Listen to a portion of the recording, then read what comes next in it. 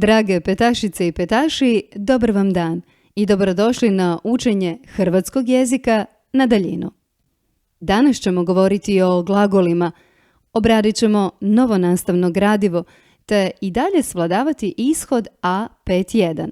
Te ćete nakon ovog govoriti u skladu s interesima, potrebama i iskustvom, ali ovoga puta još poštujući pravila glagolskih vremena. Kad govorimo o glagolima, nisu oni vama sasvim nepoznati. Prisjetimo se. Što su to glagoli? Kakve su to vrste riječi i što oni izriču? Vjerujem da znate. Glagoli su promjenjiva vrsta riječi te izriču radnju, stanje i zbivanje.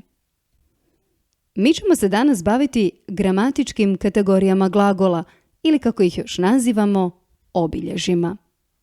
3 su kategorije: vrijeme, osoba i broj. Pa, krenimo redom. Kad govorimo o kategoriji vremena, važno je reći kako glagolima izričemo u kojem se vremenu nešto događa. Znamo da se nešto može događati u prošlosti, sadašnjosti ili pak budućnosti. Pa pogledamo li primjer gledati, onda ćemo razmisliti kako ćemo taj glagol izreći, a pritome ujedno i izreći vrijeme kada smo radili tu radnju gledanja. Pa ako ste nešto radili u prošlosti, reći ćete gledao sam ili gledala sam. U sadašnjosti gledam, a u budućnosti gledat ću. Kategorija vremena i nije tako teška. Već ste je radili. Probajte. Doći ću ti na rođendan. Kada se događa radnja? U nekom budućem vremenu. Jedem previše kolača. Naravno, radnja je u sadašnjosti. Lina neće pjevati u zboru.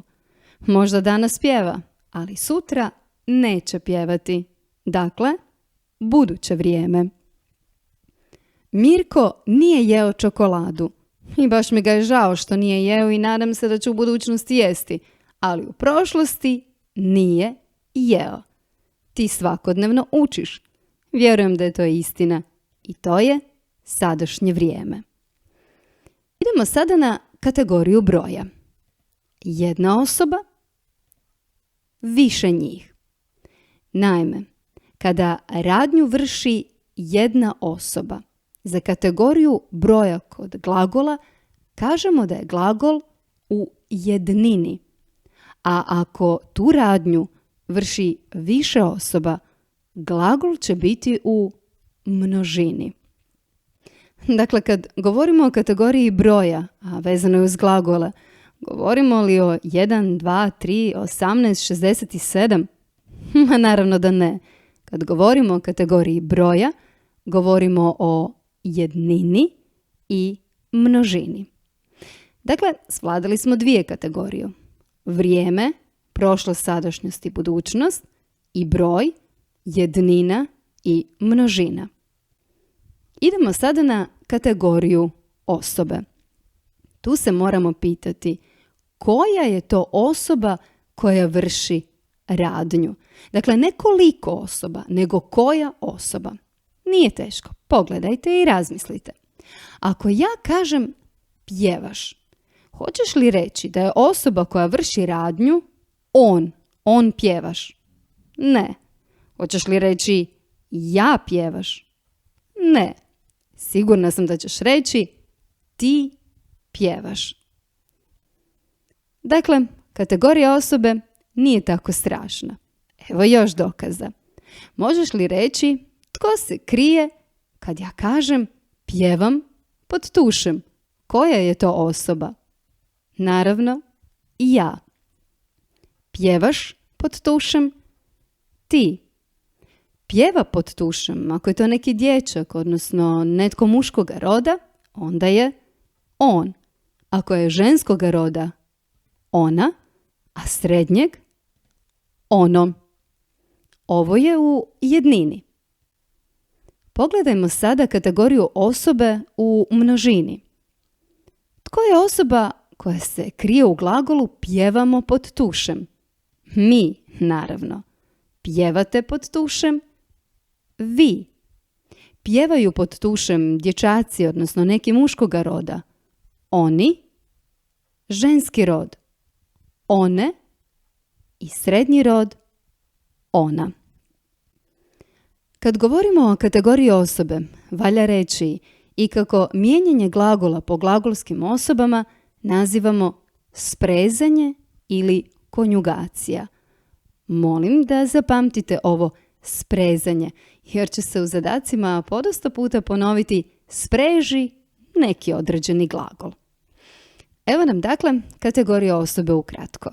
Rekli smo da kategorije osobe, odnosno glagolske osobe, mogu biti u jednini i u množini. 3 su osobe i za jedninu i za množinu. Prva, druga i treća. Ja, mi, prva osoba. Ti, vi, druga osoba, te on, ona, ono, oni, one, ona, treća osoba. Vezano uz glagole, valja reći nešto i o infinitivu.